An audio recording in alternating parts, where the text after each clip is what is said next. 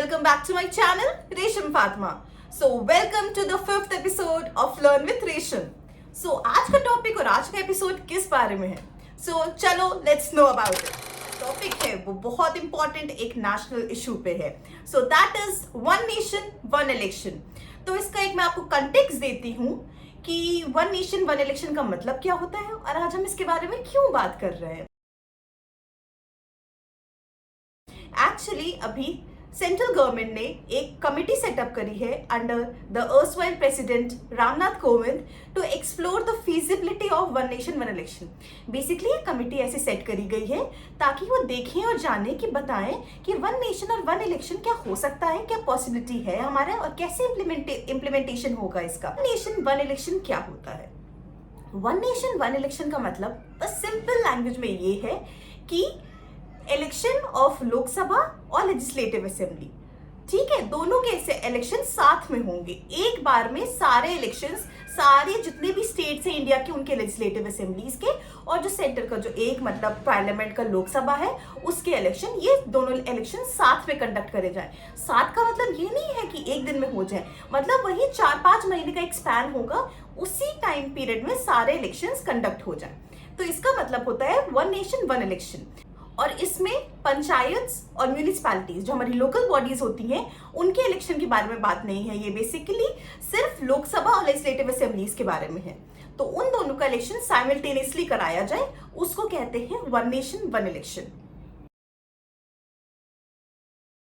तो चलिए इसका अब हम हिस्टोरिकल कंटेक्स्ट जानते हैं कि वन नेशन वन इलेक्शन क्या कोई नई चीज है, कुछ बहुत बड़ी नई चीज आने वाली है? बिल्कुल भी नहीं. वन नेशन वन इलेक्शन एक बहुत पुराना कॉन्सेप्ट है. जैसे कि हमारे इंडिया में क्या ये पहली बार फॉलो करा जा रहा है? ऐसा नहीं है. 1952 वाला इलेक्शन, 1957 वाला इलेक्शन, 1962 वाला इलेक्शन, 1967 वाला इलेक्शन, ये सारे इलेक्शंस जो है वन नेशन वन इलेक्शन थे. जब एक्चुअली क्या हुआ, जैसे इंडिया आजाद हुआ, स्टेट्स बने. अब लोकसभा के इलेक्शन 1952 लेके चलते हैं. जैसे लोकसभा का इलेक्शन और लेजिस्लेटिव असेंबलीज जितने भी स्टेट्स नए नए बने थे उन सबका इलेक्शन साथ में हुआ. ऑब्वियसली साथ में हो गया. 1957 में भी ऐसा हुआ, 1962 में भी हुआ, 1967 में भी हो गया. आराम से हो गया, कोई प्रॉब्लम नहीं आई. बट 1967 के बाद कुछ स्टेट्स में स्टेट रूल लग गया, प्रेसिडेंट रूल जिसे हम कहते हैं. हम किसी वीडियो में प्रेसिडेंट रूल के बारे में भी बात करेंगे. तो प्रेसिडेंट रूल, जब मैं आपको बेसिक्स बता देती हूँ कि प्रेसिडेंट रूल जब लगता है तो वहां की स्टेट गवर्नमेंट को हटा दिया जाता है एंड जो प्रेसिडेंट होते हैं उनको पावर्स दे दिए जाते हैं उस स्टेट को रूल करने का. उसके बहुत सारे रीजंस होते हैं, वो तब इंप्लीमेंट होता है. तो बहुत सारे जो स्टेट्स है उन पे प्रेसिडेंट रूल लग गया.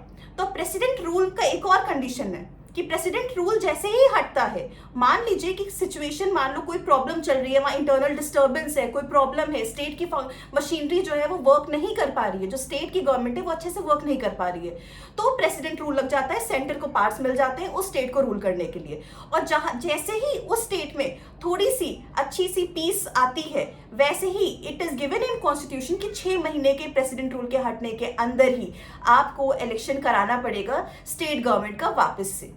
तो जब ऐसा होने लगा तो क्या हुआ, मान लीजिए 1967 में सारे का इलेक्शन हुआ. अब मान लीजिए 69 में किसी स्टेट में प्रेसिडेंट रूल लग गया. अब प्रेसिडेंट रूल लग के एक साल में सब चीजें नॉर्मल हो गई एंड उसके 6 महीने में इलेक्शन हो गए. तो मान लीजिए 1.5 साल में इलेक्शन हो गए. तो जब 1.5 साल में इलेक्शन हो गए तो वो वाली गवर्नमेंट तो 1.5 साल बाद और 5 साल प्लस तो वो वैसे चलेगी ना. तो वो तो उस पूरे जो एक सिंक्रोनाइजेशन चल रहा था उसका स्टेट के साथ, वैसे नहीं चल पाएगी ना. जब सेंट्रल गवर्नमेंट के इलेक्शंस होंगे तब जरूरी थोड़ी है उस स्टेट गवर्नमेंट के हों. तो ऐसे ही चलते चलते सारे स्टेट्स का, ऑलमोस्ट सारे स्टेट्स का डिफरेंट हो गया टाइम पीरियड, कि हर स्टेट का अलग अलग होता है एंड जो हमारा सेंटर का है लोकसभा के इलेक्शन से वो अलग टाइम पे होते हैं. तो इसका रीजन ये था. एंड मेजरली इसका इंपॉर्टेंट जो पार्ट है, प्रेसिडेंट रूल लगने की वजह से बहुत बार डिस्टर्बेंस आ जाती है. एंड सिर्फ स्टेट में प्रेसिडेंट रूल लगने की वजह से भी नहीं आए. 1970s में जो हमारी लोकसभा थी वो डिसॉल्व हो गई थी. सेंट्रल गवर्नमेंट में सरकार थी वो डिसॉल्व हो गई, फिर से इलेक्शन हुए. जब डिसॉल्व हो जाती है नए तरीके से इलेक्शन होते हैं. तो सेंट्रल भी अक्सर होता है कि वो 5 साल से पहले से उसकी गवर्नमेंट चली जाए. स्टेट में भी ऐसा होता है कि 5 साल से पहले उसकी गवर्नमेंट चली जाए. तो जब ये सारी चीजें होती रहेंगी तो ये सिंक्रोनाइजेशन मेंटेन नहीं रह पाया. तो इसकी वजह से 1967 के बाद से ये वन नेशन वन इलेक्शन वाला कॉन्सेप्ट खत्म हो गया और सब अलग अलग तरह से इलेक्शन होने होने लगे, जिसके अपने अपने टाइम के मुताबिक से जब उनकी 5 साल बाद गवर्नमेंट पूरी होती है तो इलेक्शन होता है, फिर क्या पता उनका स्टेट रूल लग जाए, कभी सेंटर डिसॉल्व हो गई, बहुत सारी चीजें होती रहती हैं बीच बीच में, जो कि कॉन्स्टिट्यूशन में खुद ही दी हुई है। तो इस वजह से ये synchronization between the centre and the state broke down. तो चलिए अब हम इसके फायदे के बारे में बात करते हैं कि प्रोस क्या है, फायदे क्या है वन नेशन वन इलेक्शन के। तो ऐसा कहा जा रहा है कि इट विल सेव मनी। ऐसा कहा जा रहा है कि जो पोलिंग कराई जाती है वो बहुत महंगी होती है, इट इज नॉट इजी, बहुत सारे रिसोर्सेज लगते हैं। रिसोर्सेज सिर्फ मॉनेटरी रिसोर्सेज के अलावा लोग लगते हैं, दैट इज ह्यूमन कैपिटल लगता है, तो बहुत सारी चीजें होती हैं।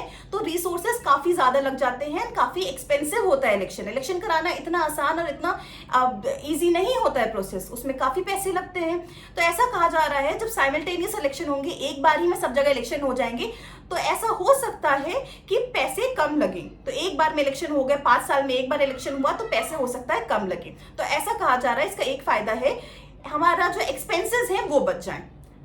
और दूसरी बात है कि टाइम बचेगा। टाइम बचेगा का मतलब ये है, ऐसा कहा जा रहा है कि जब एक गवर्नमेंट है उसको 5 साल रूल करना है एंड इलेक्शन 5 साल बाद हो रहा है, तो उसके पास टाइम है एंड वो सिर्फ फोकस किस बात पे कर रही है कि मुझे डेवलपमेंट करना है, मुझे कुछ काम करना है। वरना कभी इस स्टेट में इलेक्शन है, कभी उस स्टेट में इलेक्शन है, तो वो उसका जो फोकस रहता है वो काफी इलेक्शन पे रहता है कि मुझे इस यहाँ का इलेक्शन जीतना है, वहां का इलेक्शन जीतना है, ये करना है। तो कभी कहीं ना कहीं उसका जो माइंड होता है वो डाइवर्टेड रहता है in winning the election poll rather than working. तो डेवलपमेंट पे फोकस मिल सकता है, उनको टाइम मिल सकता है कि वो डेवलपमेंट करें rather than just focusing on elections. तो ये एक दूसरी जो बात कही जा रही है कि इसका प्रोस ये भी हो सकता है। और अक्सर ये होता है MCC, that is model code of conduct. Model code of conduct जब भी इलेक्शन होने वाला होता है उससे पहले ये लग जाता है, एमसीसी जो होता है। तो उसकी वजह से अक्सर जो गवर्नमेंट का काम होता है वो हैम्पर होता है, क्योंकि उसके पहले बहुत सारे काम, उसके बारे में डिटेल वीडियो बनाऊंगी, उसकी वजह से भी बहुत सारी हैम्परिंग होती है काम में।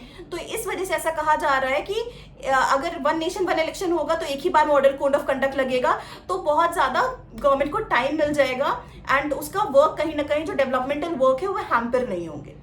तो ये है हमारे pros of one nation one election. अब हम आते हैं cons of one nation one election.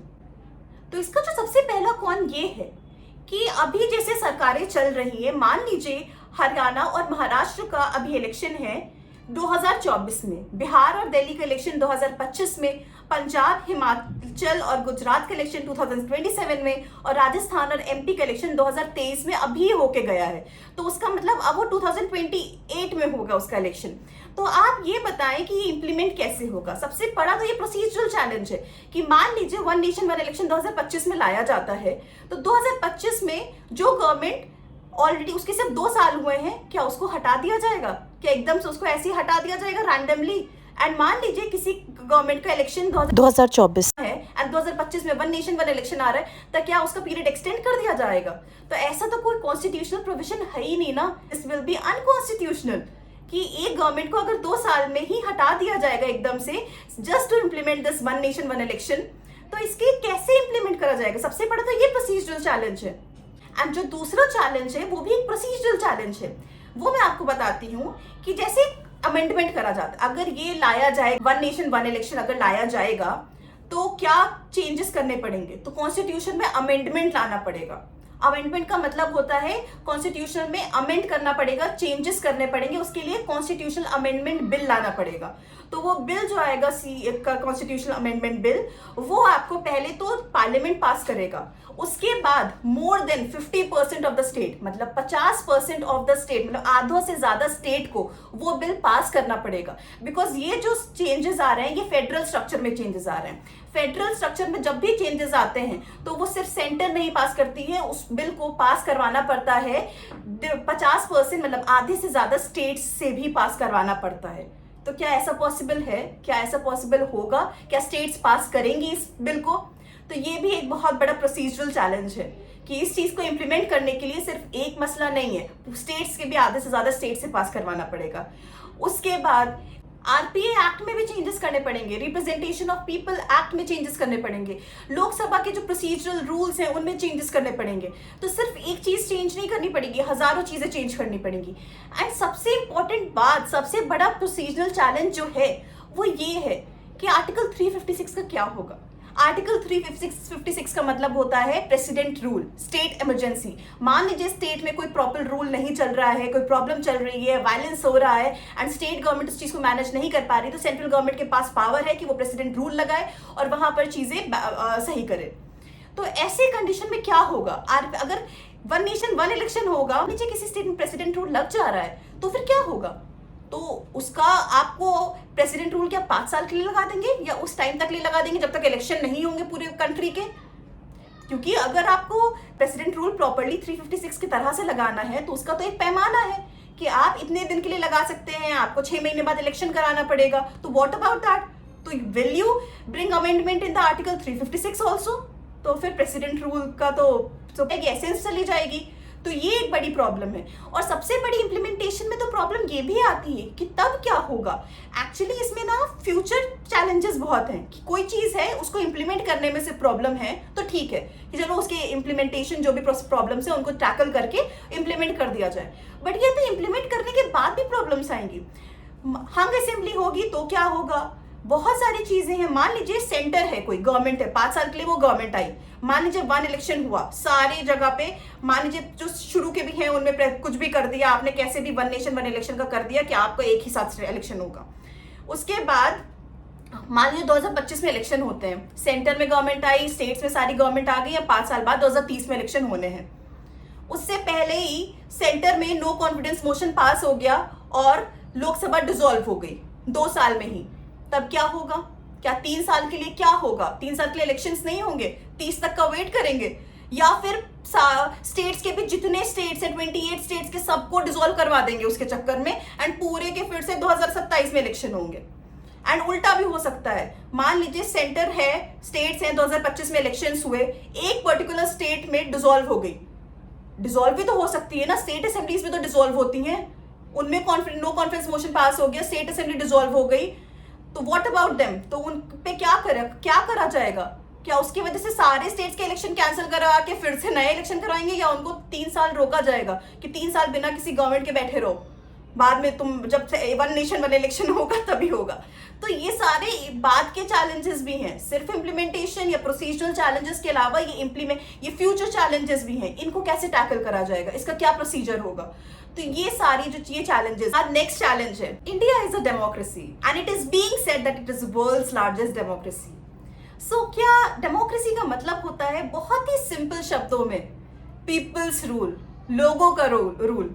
तो क्या हमें सिर्फ 5 साल में एक बार मिलेगा अपना हक जताने का, अपना रूल जताने का। हम इलेक्ट करते हैं अपने रिप्रेजेंटेटिव, क्या सिर्फ 5 साल हम वेट करेंगे तब जाके इलेक्शन होंगे। ये तो एक बहुत बड़ा चैलेंजेस है। आई रिमेम्बर बचपन में बहुत एक्साइटेड होती, कब मैं वोट कर पाऊंगी, कब मैं वोट कर पाऊंगी। तो जो 18 साल का हो जाएगा, मान लीजिए वो 17 साल का है, तो बेचारा इलेक्शन में कब वोट करेगा, जब वो 19, 20, 21, 22, 23 साल का हो जाएगा तब वो वोट कर पाएगा। This is a problem. इसीलिए आरपीए में 4 कट ऑफ डेट्स दी गई हैं कि मान लो कोई 18 साल का इस वक्त पे हो रहा है तो साल में 4 कट ऑफ डेट्स हैं, जनवरी है, अप्रैल है, जुलाई है, अक्टूबर है।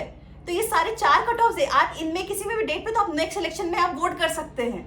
तो ये वोटिंग पावर जो होता है ना, ये हमें फील दिलाता है that it is our power. तो कि आप 5 साल बाद, मतलब 17 साल का एक बच्चा है, एक अभी इलेक्शन हो रहे हैं तो अब वो अभी नहीं वोट कर सकता है, अब वो 4 साल बाद जब वो 22-23 साल का हो जाएगा तब वोट कर पाएगा। So this is also problematic. Next जो काफी बड़ी इंपॉर्टेंट चीज है, that is accountability of नेताज। What about that, ये तो बहुत फेमस बात होगी, गांव से लेके शहरों तक ये बात मशहूर है कि नेता तभी वोट मांगने आते हैं, काम करवाते हैं जब इलेक्शन का प्रोसीजर टाइम होता है। प्लीज हमें वोट कर दीजिए, हम ये करवा देंगे, प्लीज हमें वोट कर दीजिए, हम रोड बनवा देंगे। आपको उसके इलेक्शन के बाद दिखते हैं, नहीं दिखते हैं। ये तो बहुत फेमस बात है, this is world wide, movies में हर जगह ये हम सब जानते हैं, गांव वाला भी जानता है, शहर वाला भी जानता है। जहां मैं रहती हूँ यहाँ पर अभी एक इलेक्शन होने, लोकल गवर्नमेंट का ही इलेक्शन होने वाला था, तो इलेक्शन से पहले रोड भी बनने लगी, रोड साफ होती थी रोज। ये इलेक्शन हो गया, अब तो नहीं हो रहा है, आधी रोड बनी थी, आधी रोड के बाद पूरी रोड तक नहीं कंप्लीट हुई। So what about this? अगर 5 साल में एक बार इलेक्शन होंगे तो बस 5 साल से 6 महीने पहले आ गए 4.5 साल पे, प्लीज प्लीज कर दीजिए आप, हम करेंगे काम, हम रोड बनवाएंगे, एंड उसके बाद आप करेंगे कि नहीं? अकाउंटेबिलिटी कहाँ से आएगी? एटलीस्ट बार बार इलेक्शंस होते रहते हैं तो जो पॉलिटिकल पार्टीज हैं कहीं ना कहीं उनकी अकाउंटेबिलिटी आती है कि they are accountable to us. उनको लगता है कि अगर हमने नहीं करा तो हम स्टेट में हार जाएंगे, अरे अभी स्टेट के इलेक्शन आने वाले हैं। तो ये चीज बहुत इंपॉर्टेंट है, अकाउंटेबिलिटी ऑफ द नेताज। और जो इसका एक प्रोस कहा जा रहा है कि इलेक्शन एक्सपेंडिचर कम हो जाएगा, ये तो सिर्फ कहा जा रहा है ना, ऐसा भी तो हो सकता है कि इलेक्शन एक्सपेंडिचर बढ़ जाए। वी नेवर नो दैट, ये तो इम्प्लीमेंट होने के बाद पता चलेगा ना। जब जितनी भी बड़ी बड़ी हमारी पार्टीज हैं वो तो 5 साल में एक बार इलेक्शन आने वाला है, वो तो जान लगा देंगी, अपने सारे पैसे लगा देंगी अपने कि 5 साल में एक बार इलेक्शन आ रहा है, हमें जीतना है कैसे भी। अरे भाई जीतना है, जितने पैसे लगाने लगाओ, दिस कैन हैपन ऑल्सो। तो ये तो आप नहीं, ये तो एक कहा जा रहा है कि मे बी इलेक्शन एक्सपेंसेस कम हो जाए, बट इज दिस फीजिबल? क्या ये प्रैक्टिकल में होगा कि इलेक्शन एक्सपेंडिचर कम हो जा रहा है? ऐसा तो हम वक्त आने पे देख के ही बता सकते हैं। तो हो सकता है इसका एक ये और पार्ट है कि इलेक्शन एक्सपेंडिचर बढ़ भी सकता है। और जो एक बहुत इंपॉर्टेंट पार्ट है या हमारा कौन है वो ये है कि national issues will overshadow regional issues, and this will happen.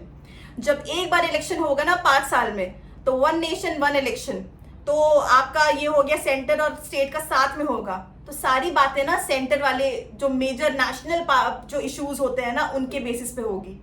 क्या रीजनल इश्यूज को इंपॉर्टेंस दी जाएगी? नहीं हो पाएगा, इट इज नॉट पॉसिबल, क्योंकि इलेक्शंस कुछ मुद्दों पे लड़े जाते हैं। तो जब स्टेट्स में होते हैं तो उस स्टेट के मुद्दे पे, तो क्या आप उस टाइम पे उस स्टेट के मुद्दे को इंपॉर्टेंस दी जाती है, उस चीज को प्रायोरिटी बनाई जाती है। जब एक बार इलेक्शन होगा तो सिर्फ नेशनल इश्यूज जो होंगे उनको इंपॉर्टेंस दी जाएगी, उनको मुद्दा बनाया जाएगा।